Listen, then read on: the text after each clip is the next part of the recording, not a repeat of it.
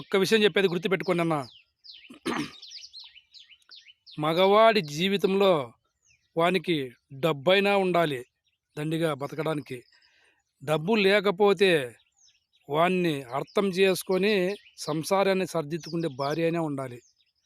ఈ 2 లేకపోతే మగవాడికి చాలా ఇబ్బందులవుతాడు బతకడానికి. ఇది గుర్తుపెట్టుకోల్ల.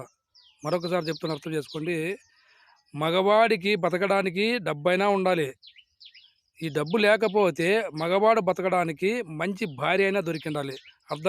మనం అర్థం చేసుకునే భార్య ఉంటే డబ్బు లేకుండా సర్దుకొని బతకచ్చు. లేదంటే చాలా ఇబ్బంది.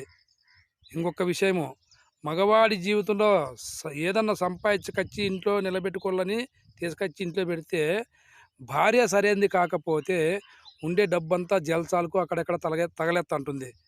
భార్య సరైనది అయితేనే సంసారం నిలబడుతుంది. భార్య సరైనది కాకపోతే మన సంసారం నిలబడదు.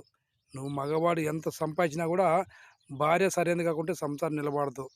భార్య షాపింగ్ కంట అక్కడంట ఇక్కడంట జల్సాలకు దానికి దీనికి షేర్లకు నగలకు డబ్బంతా తగలెత్తంటే సంసారం ఏడ నిలబడుతుందన్న. అందుకే ప్రతి ఒక్క మగవాడికి భార్య అనేది సంసారానికి మంచి భార్య దొరికితే సంసారము అంతకంత పెరుగుతుంది. లేదంటే మన సంసారం ఎప్పటికీ నిలబడదు. అప్పుల పాలవుతుంటుంది.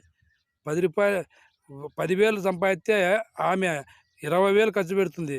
అప్పుడు సంసారం ఏడ నిలబడుతుందన్న. ఇది ప్రతి ఒక్కరు గుర్తుపెట్టుకోవాల. Bye friends. నచ్చితే లైక్ కొట్టండి, సబ్స్క్రైబ్ చేసుకోండి ఫ్రెండ్స్. ఇట్లా మీకే ఎస్పీ స్టార్ నాకు ఫ్రెండ్స్.